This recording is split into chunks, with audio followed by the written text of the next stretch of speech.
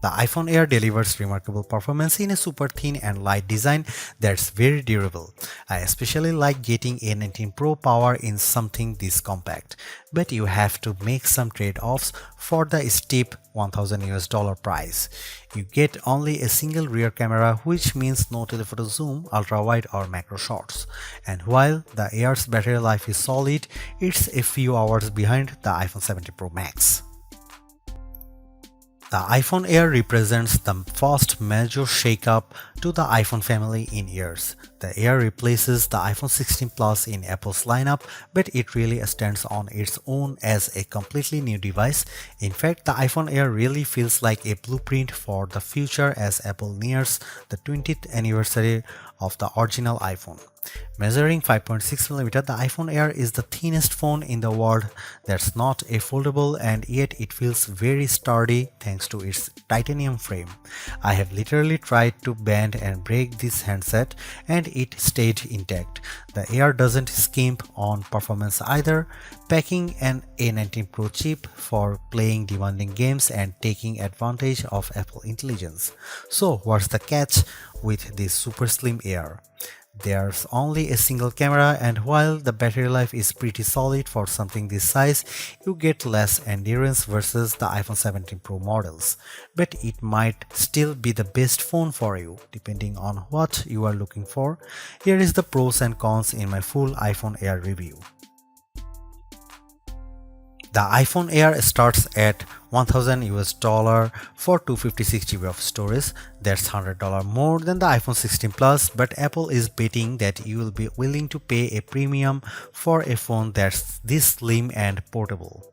There is just one problem. The iPhone 17 Pro starts at $1,099, which is just $100 more for a phone with triple cameras, a bigger battery, and an A19 Pro chip with an extra GPU core and vapor chamber cooling for better sustained performance.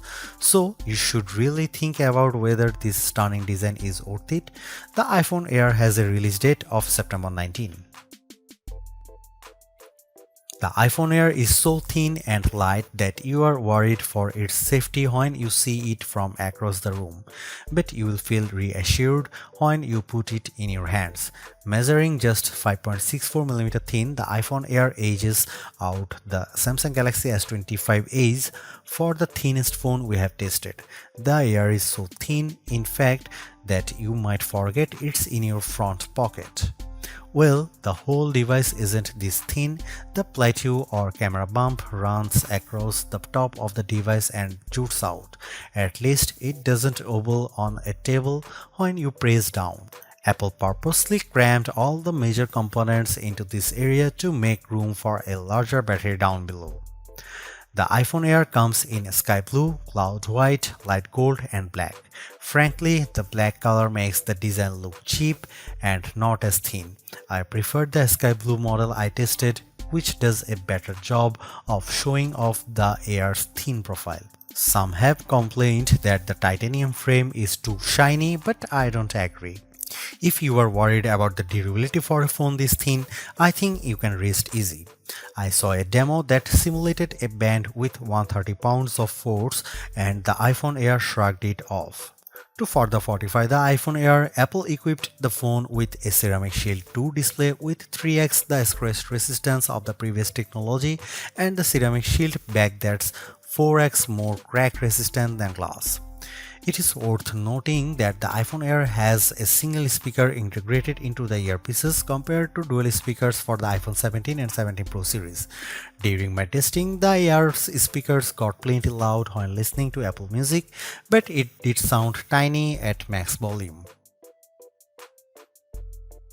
Some have shared in our YouTube interview with Apple on the iPhone Air that they wish that this phone came in a mini size. I say there is no need, you get the best of both worlds with this device, a large 6.5-inch display in a very pocket-friendly size. And it's a pretty damn good ProMotion screen, 2 with a rated maximum outdoor brightness of 3000 nits, a 1 to 120 Hz refresh rate, and anti-reflection tech built in. Outdoors, I put the iPhone Air up against the Galaxy S25 Edge, playing the same Begonia trailer, and Emma's tone looked brighter, plus there was less glare. The iPhone Air didn't perform quite well as in our lab testing, covering less of the DCI-P3 color space and turning in a slightly worse Delta E accuracy score. The iPhone Air features a single 48 megapixel fusion camera with 2x optical quality zoom. No telephoto, no ultra-wide, but it is a pretty strong performer based on my testing. Just don't expect much more from the 10x digital zoom. The iPhone Air does bring some cool new camera features to the table that are also available on the iPhone 17, 17 Pro and 17 Pro Max. This includes an 18 megapixel center stage front camera that leverages a square sensor to let you shoot landscape selfies without having to flip the phone in your hand. Here are some camera samples of the new iPhone Air.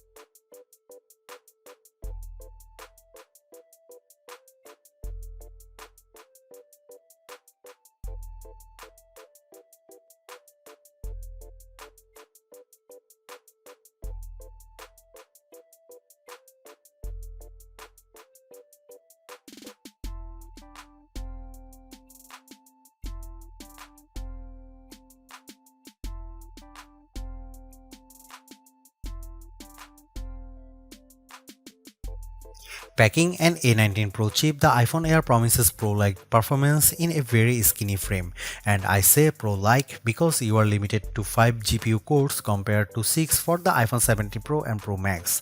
I enjoyed smooth performance when playing Destiny Rising, double jumping and using my grenade launcher on multiple enemies while enjoying crisp graphics. I only noticed a drop frame here and there versus the iPhone 17 Pro Max. Speaking of twice, the iPhone Air having one less GPU core does impact benchmark scores. It reached 29.5 FPS in the demanding 3D Mark Solar Bay Unlimited graphics test compared to 46.6 FPS for the iPhone 17 Pro Max. The Galaxy S25 Edge also turned in a higher frame rate. On Geekbench, which measures overall performance, the iPhone Air beats the Galaxy S25 Edge and it finished our video transcoding test 20 seconds faster. How about sustained performance? To test that, we used the 3D Mark Wildlife Extreme Stress Test, which simulates gaming for about 20 minutes.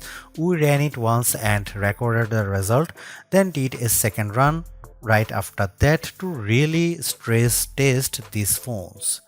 The iPhone Air performed quite well, with stability score that beat the Galaxy S25 Edge by a fair margin in both rounds.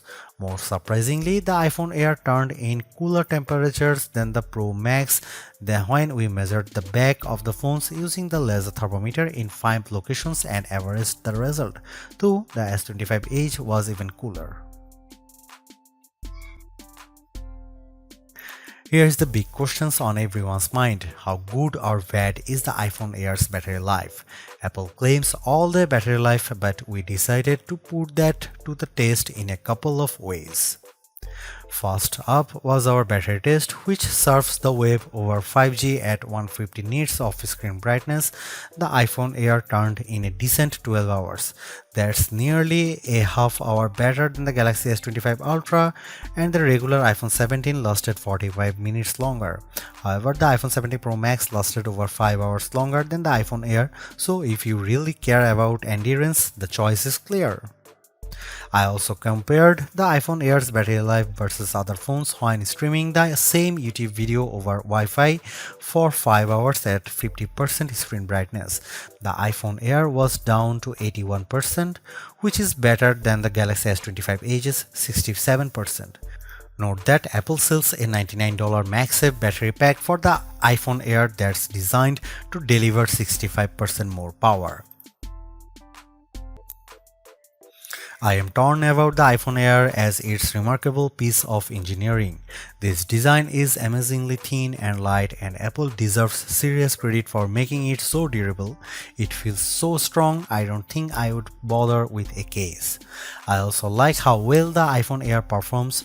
No, it doesn't have the graphics might or sustained performance of the iPhone 17 Pro or Pro Max, but it's faster than the Galaxy S25 Edge and remains fairly cool under pressure, and it offers better sustained performance than Samsung's slim phone. However, I don't like the shoppers have to give up both an ultra-wide lens and telephoto zoom with the iPhone Air. At least Samsung gives you an ultra-wide camera that enables macro photography, but the iPhone Air's main 48 megapixel camera is very good overall. Apple left some other features on the cutting room floor as well, as such as fast charging and cinematic mode for video, so in sometimes the Air feels more like an iPhone Lite. Overall, I think the iPhone Air is worth buying for those who want a super slim phone that's very easy to carry, that doesn't sacrifice too much on performance, but you will have to live with some trade-offs if you want something this compact.